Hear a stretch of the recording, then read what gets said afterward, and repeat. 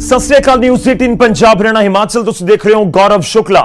मैं हाँ ਤੁਹਾਡੇ ਨਾਲ हाजिर हाँ खबर जो मुद्दा बने लैके अजकल उस साजिश दी जो गुआंढी मुल्क रच रहा है। पंजाब तो लैके देश की राजधानी तक नूं दहलाउण दी साजिश रची जा रही है, पर देश के जवान हर मोर्चे ते देश के दुश्मनों के मंसूबे फेल कर रहे ने। अजकल सरहदां ते हुंदियां नापाक साजिशां दी, क्योंकि देश के दुश्मन कोरोना काल दे विच अपनियां नापाक हरकतां तो बाज नहीं आ रहे।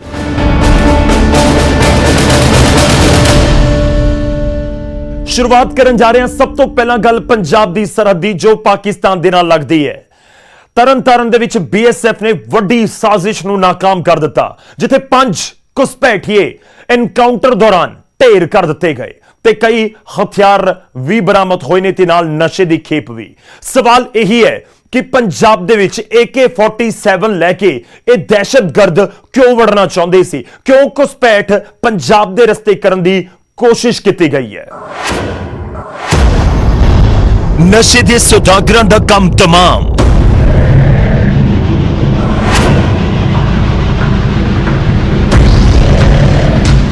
पाकिस्तान दी कोशिश नाकाम। BSF ने ऑपरेशन नूं दिता अंजाम।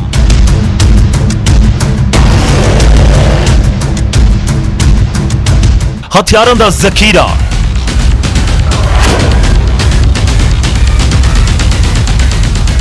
हेरोइन दे पैकेट, पाकिस्तानी करंसी। ये तस्वीरां पूरे मंजर नूं बयान कर रही ने। तस्वीरां सरहदी इलाके तरन तारण दियां ने, जिथे नापाक गुआंढी हर रोज साजिशां रचदा है, सरहद के जरिए नशे की तस्करी करदा है, सूबे च आपसी भाईचारे नूं सट मारन दी कोशिश करदा है। अजिहे ही इरादे दे नाल मुड़ कोशिश हुई पाकिस्तान दे 5 पिट्ठुआं वल्लों सरहद जरिए भारत च घुसपैठ करन दी, ते हर वेले चौकस रहन वाले BSF दे जवानां ने 5 घुसपैठियां नूं ढेर कर दिता।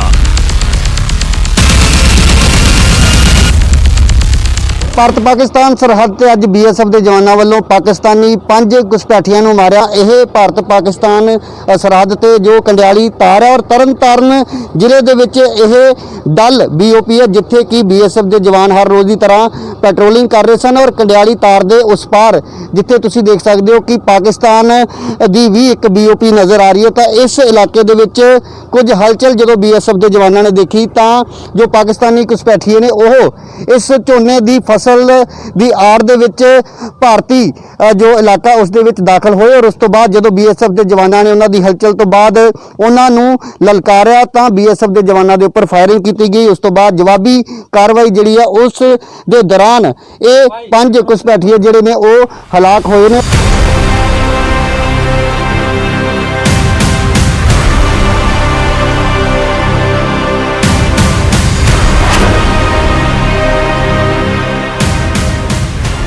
BSF मुताबिक 103 बटालियन के जवानों ने तरन तारण की कौमांतरी सरहद से घुसपैठिए वेखे सन। जदों उन्होंने आत्म समर्पण के लिए कहा गया तो घुसपैठियां ने BSF के जवानों ते फायरिंग करनी शुरू कर दी ते जवाबी कार्रवाई च 5 घुसपैठिए मार डिगाए गए। ये दहशतगर्द सन या फिर स्मगलर, इस एंगल तो भी जांच की जा रही है।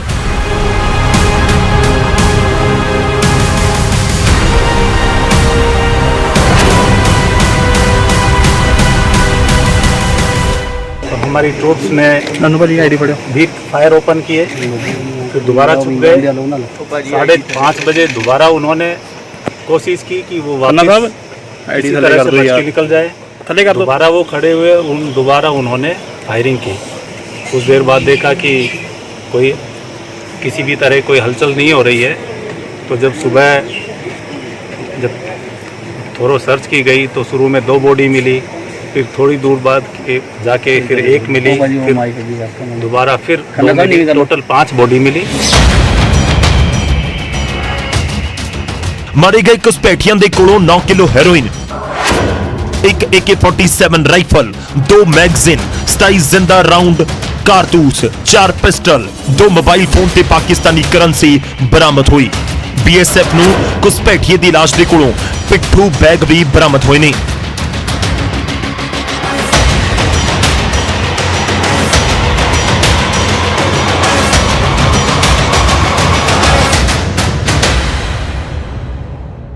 पांचों में आप जैसा देख रहे हैं, एक के पास एक राइफल और बाकी चारों के पास ये पिस्टल थी। इसमें 2 मोबाइल फ़ोन भी मिले हैं। उनमें जब पुलिस इन्वेस्टिगेशन करेगी तो उसमें हो सकता है कि कुछ एविडेंस उनको मिले। BSF ਵੱਲੋਂ ਅੱਜ ਭਾਰਤ ਪਾਕਿਸਤਾਨ ਸਰਹੱਦ ਤੇ ਪਾਕਿਸਤਾਨੀ ਘੁਸਪੈਠੀਆਂ ਦੀ ਇੱਕ ਨਾਪਾਕ ਕੋਸ਼ਿਸ਼ ਨੂੰ ਬੇਨਕਾਬ ਕੀਤਾ ਗਿਆ ਔਰ ਉਹਨਾਂ ਦੇ ਕੋਲੋਂ ਇੱਕ ਵੱਡੀ ਰਿਕਵਰੀ ਵੀ ਕੀਤੀ ਗਈ। ਇਸ ਵੇਲੇ ਇੱਥੇ ਪੰਜਾਬ ਫਰੰਟੀਅਰ ਦੇ IG ਖੁਦ ਪਹੁੰਚੇ ਨੇ ਔਰ BSF ਦੇ ਜਵਾਨ ਜਿਹੜੇ ਉਸ ਵੇਲੇ ਪੈਟਰੋਲਿੰਗ ਕਰ ਰਹੇ ਸਨ, ਜਿਨ੍ਹਾਂ ਨੇ ਪਾਕਿਸਤਾਨ ਵਾਲੇ ਪਾਸਿਓਂ ਕੁਝ ਹਲਚਲ ਦੇਖੀ। ਤੁਸੀਂ ਦੇਖ ਸਕਦੇ ਹੋ ਕਿ ਜਿਹੜਾ ਇੱਥੇ ਜੋ ਰਿਕਵਰੀ ਹੋਈ ਹੈ ਉਹਨਾਂ ਕੋਲੋਂ ਜੋ ਇੱਥੇ ਡਿਸਪਲੇ ਕੀਤਾ ਗਿਆ, ਉਸ ਦੇ ਵਿੱਚ ਤੁਸੀਂ ਦੇਖ ਸਕਦੇ ਹੋ ਕਿ ਬਹੁਤ ਵੱਡੀ ਗਿਣਤੀ ਦੇ ਵਿੱਚ ਜੋ ਲਾਈਵ ਬੁਲਟ ਕਾਰਟ੍ਰਿਜਸ ਨੇ, ਉਸ ਤੋਂ ਇਲਾਵਾ 4 ਪਿਸਟਲ ਨੇ ਔਰ ਇੱਕ AK-47 ਹੈ। ਤਾਂ 9 ਪੈਕਟ ਹੈਰੋਇਨ ਵੀ ਇਹਨਾਂ ਦੇ ਕੋਲੋਂ ਬਰਾਮਦ ਕੀਤੀ ਗਈ।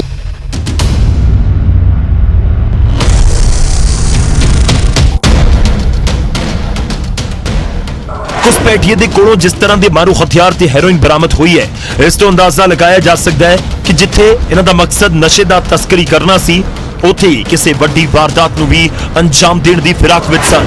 ਫਿਲਹਾਲ ਜਾਂਚ ਜਾਰੀ ਹੈ ਤੇ ਕਈ ਅਹਿਮ ਖੁਲਾਸੇ ਹੋਣ ਦੀ ਉਮੀਦ ਵੀ ਹੈ। ਤਰਨਤਾਰਨ ਤੋਂ ਰਾਜੀਵ ਸ਼ਰਮਾ ਦੇ ਨਾਲ ਸਿਧਾਰਥ ਅਰੋੜਾ, ਨਿਊਜ਼ 18 ਪੰਜਾਬ।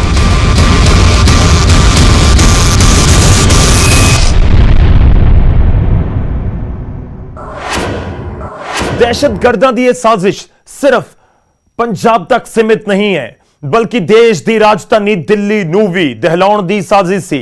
इरादा अमन शांति नूं भंग करन दा सी, समर्थन नापाक गवांडी दा सी, पर इन्हां देश विरोधी इरादियां नूं नाकाम कर दिता गया दिल्ली पुलिस वालों। अजिही कामयाबी हासिल हुई कि हुण कई परतां उजागर होणगियां।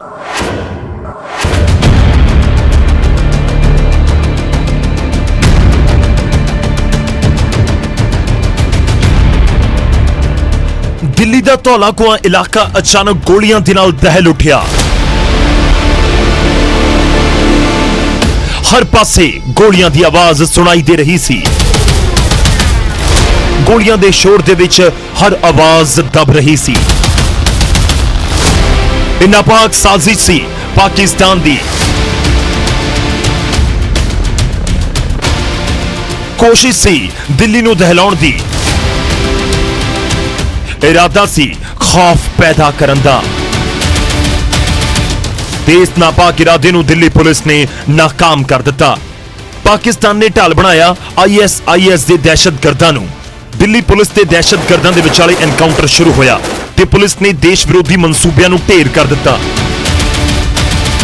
ते इस दौरान ISIS दे एक अतवादी नूं गिरफ्तार भी कर लिया गया, जिस दे कोलों 2 IED अते एक पिस्तौल बरामद किया गया। फिलहाल दिल्ली पुलिस दे वल्लों यूसुफ दे साथियां दी तलाश जारी है।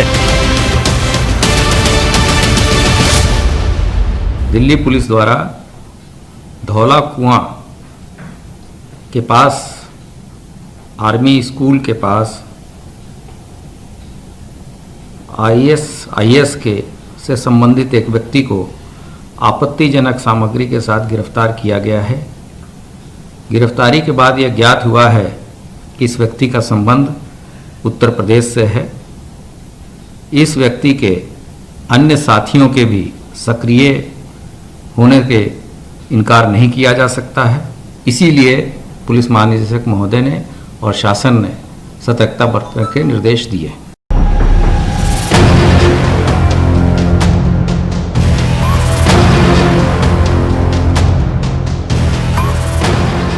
जानकारी मुताबिक दिल्ली पुलिस दे स्पेशल सैल नूं इतला मिली सी कि अतवादी जो राजधानी च दहशत फैलाउण दे मकसद दे नाल दाखल होए ने। सूचना के आधार पर पुलिस की टीम ने दिल्ली के धौला कुआं दे विच दबच दी। जिवें पुलिस ने अतवादी नूं काबू करने की कोशिश की तो उसने अगे तो फायरिंग करनी शुरू कर दी। एनकाउंटर दौरान पुलिस अतवादी नूं काबू करने च कामयाब हुई। दस्सिया जा रहा है कि अतवादी यूसुफ दिल्ली च वड्डा दहशतगर्दी हमला करने की फिराक दे विच सी। जो कई ਥਾਵਾਂ ਦੀ ਰੇਖੀ ਵੀ ਕਰ ਚੁੱਕਾ ਸੀ। ਆਖਿਰਕਾਰ ਦਿੱਲੀ ਪੁਲਿਸ ਨੇ ਇਸ ਨਾਪਾਕ ਮਨਸੂਬਿਆਂ ਨੂੰ ਢੇਰ ਕਰ ਦਿੱਤਾ। स्पेशल सेल की एक टीम जिसको लीड एसीपी ललित नेगी, उदय भूषण, इंस्पेक्टर रविंदर और इंस्पेक्टर सुनील कर रहे थे। इस टीम ने कल रात एक आईएस ऑपरेटिव को पकड़ा है एक ब्रीफ एक्सचेंज ऑफ फायर के पास से। ये brief exchange of fire Dhaulakuan ridge road जो है उस पर हुआ था, लेट नाइट में हुआ है। इसके पास से 2 प्रेशर कुकर आईडीज मिली है। इसको अगले आदेश जो थे वो फिदाइन करने के थे, पर वो कहाँ करना था, क्या करना था, उसके बारे में से नहीं बताया गया था। एक टेररिस्ट स्ट्राइक अवर्ट हुई है मैं समझता हूँ इस ऑपरेशन से, और एक बड़ा हादसा होने से टाल दिया गया।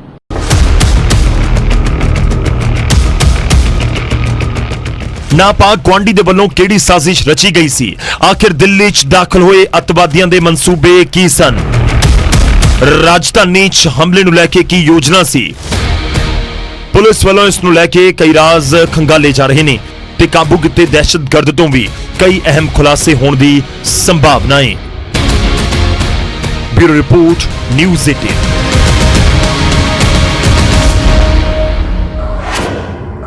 ਤਾਂ ਪੰਜਾਬ ਤੋਂ ਲੈ ਕੇ ਦਿੱਲੀ ਤੱਕ ਦਹਿਸ਼ਤਗਰਦਾਂ ਦੇ ਉੱਤੇ ਐਕਸ਼ਨ। ਪਰ ਗੱਲ ਅੰਬਾਲਾ ਦੀ। ਜੀ ਹਾਂ, ਅੰਬਾਲਾ ਜੋ ਬੇहद ਸੰਵੇਦਨਸ਼ੀਲ ਵੀ ਗਿਣਿਆ ਜਾਂਦਾ ਹੈ, ਜਿੱਥੇ ਰਾਫੇਲ ਦੀ ਪਹਿਲੀ ਖੇਪ ਪਹੁੰਚੀ ਹੈ। ਪਰ ਅੰਬਾਲਾ 'ਚ ਇੱਕ ਚਿੱਠੀ ਪਹੁੰਚੀ, ਬੰਬ ਧਮਾਕਿਆਂ ਦੀ ਧਮਕੀ ਵਾਲੀ। ਅੰਬਾਲਾ ਤੇ ਪੰਜਾਬ ਦਾ ਵੀ ਉਸ ਦੇ ਵਿੱਚ ਜ਼ਿਕਰ ਹੈ। ਇਹ ਚਿੱਠੀ 에ਅਰ ਫੋਰਸ ਨੂੰ ਹਾਸਲ ਹੋਈ ਹੈ, ਜਿਸ ਨੇ ਖੂਫੀਆ ਏਜੰਸੀਆਂ ਦੀ ਨੀਂਦ ਉਡਾ ਕੇ ਰੱਖ ਦਿੱਤੀ ਹੈ।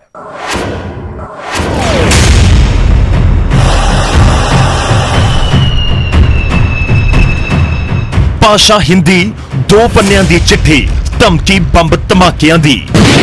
ਅੰਬਾਲਾ, ਦਿੱਲੀ, ਪੰਜਾਬ ਤੇ ਅਯੋਧਿਆ ਦਾ ਜ਼ਿਕਰ। ਤੇ ਹੁਣ ਇਸ ਚਿੱਠੀ ਨੇ ਅੰਬਾਲਾ ਪੁਲਿਸ ਤੇ ਖੂਫੀਆ ਏਜੰਸੀਆਂ ਦੀ ਨੀਂਦ ਉਡਾ ਦਿੱਤੀ ਹੈ। ਅੰਬਾਲਾ ਉਹ ਥਾਂ ਹੈ ਜਿੱਥੇ 에ਅਰਬੇਸ ਤੇ 29 ਜੁਲਾਈ ਨੂੰ ਰਾਫੇਲ ਦੀ ਪਹਿਲੀ ਖੇਪ ਪਹੁੰਚੀ ਹੈ। ਤੇ ਅਜਿਹੇ 'ਚ ਧਮਕੀ ਭਰੀ ਚਿੱਠੀ ਮਿਲਣਾ, ਅੰਬਾਲਾ ਦਾ ਜ਼ਿਕਰ ਹੋਣਾ, ਚਿੰਤਾ 'ਚ ਵਾਧਾ ਹੋਣਾ ਸੁਭਾਵਿਕ ਹੈ। ਅੰਬਾਲਾ ਪੁਲਿਸ ਮੁਤਾਬਕ ਮੋਨਿਕਾ ਨਾਮ ਦੀ ਲੜਕੀ ਵੱਲੋਂ ਇਹ ਚਿੱਠੀ 에ਅਰ ਫੋਰਸ ਦੇ ਅਧਿਕਾਰੀਆਂ ਨੂੰ ਡਾਕ ਦੇ ਜ਼ਰੀਏ ਭੇਜੀ ਗਈ। ਹਾਲਾਂਕਿ ਪੁਲਿਸ ਇਸ ਚਿੱਠੀ ਨੂੰ ਕਿਸੇ ਦੀ ਸ਼ਰਾਰਤ ਵੀ ਸਮਝ ਰਹੀ ਹੈ, ਪਰ ਨਾਲ ਹੀ ਪੁਲਿਸ ਤੇ ਖੂਫੀਆ ਏਜੰਸੀਆਂ ਇਸ ਦੀ ਜਾਂਚ ਦੇ ਵਿੱਚ ਵੀ ਲੱਗੀਆਂ ਹੋਈਆਂ ਨੇ। पत्र प्राप्त हुआ था जिसमें कि अम्बाड़ा, दिल्ली और 2-3 अन्य जगह का जिक्र था कि बम से उड़ाने की धमकी का जिक्र था, जिसको हमने लेके और उसकी जांच हमने शुरू कर दी है। उसमें 2-4 नाम जो थे उनको वेरीफाई किया जा रहा है। उसमें एक यमुनानगर से था और एक जलंधर से था, जिनको कंसर्न अथॉरिटी को इसके लिए लिखा जा चुका है। और इस प्रकार को इसको बड़ी सीरियस लेके, क्योंकि अम्बाड़ा एक सेंसिटिव पॉइंट है और सुरक्षा की दृष्टि से अहम है, तो उसको हम थोड़ा सीरियस लेके जो भी इस पे कार्य उचित होगा वो दिया जाएगा।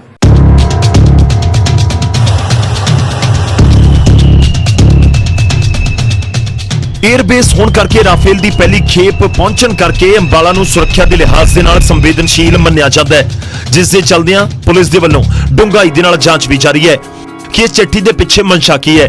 ਹਾਲਾਂਕਿ ਪੁਲਿਸ ਦਾ ਕਹਿਣਾ ਹੈ ਕਿ ਅਜਿਹੀ ਚਿੱਠੀ ਪਹਿਲਾਂ ਵੀ ਕਈ ਵਾਰ ਆ ਚੁੱਕੀ ਹੈ, ਪਰ ਇਸ ਦੇ ਬਾਵਜੂਦ ਚਿੱਠੀ ਨੂੰ ਪੂਰੀ ਗੰਭੀਰਤਾ ਦੇ ਨਾਲ ਲਿਆ ਜਾ ਰਿਹਾ ਹੈ ਤੇ ਹਰ ਪਹਿਲੂ ਤੇ ਘੋਖ ਕੀਤੀ ਜਾ ਰਹੀ ਹੈ। इस प्रकार की चिट्ठियाँ अम्बाड़ा में पहले भी प्राप्त होती रहती हैं, ऐसा नहीं कि राफेल के उसमें ही है, तो ऐसा नहीं है, क्योंकि पहले भी इस प्रकार की चिट्ठियाँ अम्बाड़ा में प्राप्त होती है। उसमें यही लिखा है कि इन बंदों के द्वारा कुछ फंडिंग हुई है और वो बम से उड़ा सकते हैं, इस प्रकार के।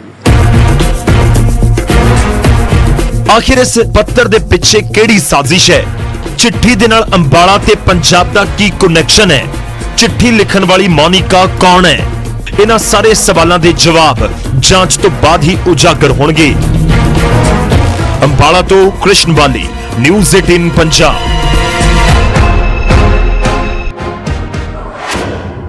ਤਾਂ ਦੇਸ਼ ਦੇ ਵੱਖ-ਵੱਖ ਹਿੱਸਿਆਂ ਦੇ ਵਿੱਚ ਦਹਿਸ਼ਤਗਰਦ ਨਾਪਾਕ ਕੋਸ਼ਿਸ਼ਾਂ ਕਰਨ ਦੀ ਫਿਰਾਕ ਦੇ ਵਿੱਚ ਨੇ, ਪਰ ਉਹਨਾਂ ਦੀ ਹਰ ਕੋਸ਼ਿਸ਼ ਨੂੰ ਨਾਕਾਮ ਕੀਤਾ ਜਾ ਰਿਹਾ ਹੈ। ਪਰ ਦੂਜੇ ਪਾਸੇ ਜੰਮੂ ਕਸ਼ਮੀਰ ਦੇ ਵਿੱਚ ਭਾਰਤੀ ਫੌਜ ਦੇ ਵੱਲੋਂ ਦਹਿਸ਼ਤਗਰਦਾਂ ਦੇ ਖਿਲਾਫ ਆਪਰੇਸ਼ਨ ਆਲ ਆਊਟ ਵੀ ਜਾਰੀ ਹੈ, ਜਿਸ ਦੀ ਬੌਖਲਾਹਟ ਵੀ ਤੁਸੀਂ ਕਹਿ ਸਕਦੇ ਹੋ ਕਦੇ ਪੰਜਾਬ ਜਾਂ ਕਦੇ ਦਿੱਲੀ 'ਚ ਨਜ਼ਰ ਆਉਂਦੀ ਹੈ।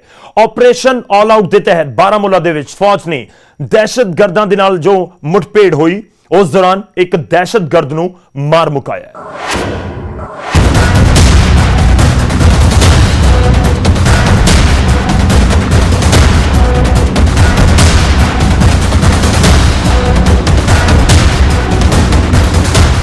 ਜੰਮੂ ਕਸ਼ਮੀਰ ਨੂੰ ਅੱਤਵਾਦੀਆਂ ਦੇ ਵੱਲੋਂ ਜ਼ਰੀਆ ਬਣਾਇਆ ਜਾਂਦਾ ਹੈ।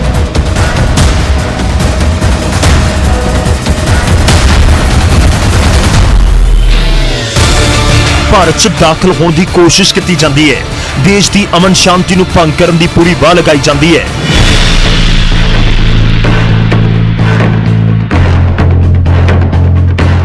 ਪਰ ਦੇਸ਼ ਦੀ ਬਹਾਦਰ ਫੌਜ ਅੱਤਵਾਦੀਆਂ ਦੇ ਇਰਾਦੇ ਨੂੰ ਕਦੇ ਵੀ ਕਾਮਯਾਬ ਨਹੀਂ ਹੋਣ ਦਿੰਦੀ, ਜਿਸ ਨੂੰ ਲੈ ਕੇ ਭਾਰਤੀ ਫੌਜ ਦੇ ਵੱਲੋਂ ਜੰਮੂ ਕਸ਼ਮੀਰ 'ਚ ਆਪਰੇਸ਼ਨ ਆਲ ਆਊਟ ਜਾਰੀ ਹੈ। ਇਸੇ ਤਰ੍ਹਾਂ ਬਾਰਾਮੂਲਾ 'ਚ ਫੌਜ ਤੇ ਦਹਿਸ਼ਤਗਰਦਾਂ ਦੇ ਵਿਚਾਲੇ ਮੁਕਾਬਲਾ ਹੋਇਆ ਤੇ ਇਸ ਦੌਰਾਨ ਬਹਾਦਰ ਜਵਾਨਾਂ ਨੂੰ ਵੱਡੀ ਕਾਮਯਾਬੀ ਮਿਲੀ।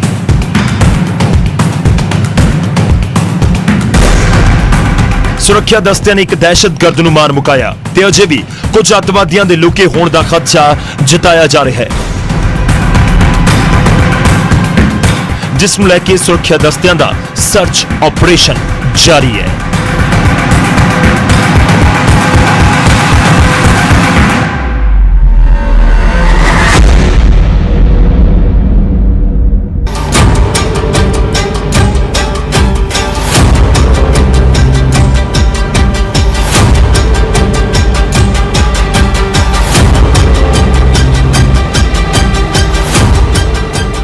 ਮਾਰਿਆ ਗਿਆ ਅੱਤਵਾਦੀ ਕੌਣ ਹੈ, ਕਿਹੜੀ ਜਥੇਬੰਦੀ ਦੇ ਨਾਲ ਸੰਬੰਧ ਰੱਖਦਾ ਸੀ, ਇਸ ਬਾਰੇ ਅਜੇ ਤੱਕ ਕੋਈ ਜਾਣਕਾਰੀ ਨਹੀਂ। ਪਰ ਜੰਮੂ ਕਸ਼ਮੀਰ ਪੁਲਿਸ ਮੁਤਾਬਕ ਮੁੱਠਭੇੜ ਬਾਰਾਮੂਲਾ ਸਲੂਸਾ ਇਲਾਕੇ 'ਚ ਹੋਈ, ਜਿੱਥੇ ਪੁਲਿਸ ਫੌਜ ਤੇ ਸੀਆਰਪੀਐਫ ਦੇ ਵੱਲੋਂ ਅੱਤਵਾਦੀਆਂ ਦੇ ਖਿਲਾਫ ਸਾਂਝਾ ਆਪਰੇਸ਼ਨ ਚਲਾਇਆ ਗਿਆ।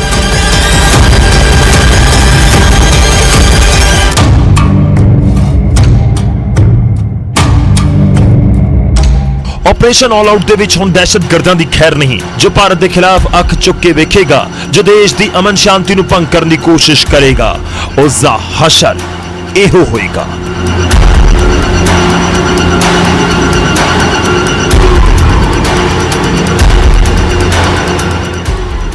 Bureau report news 18।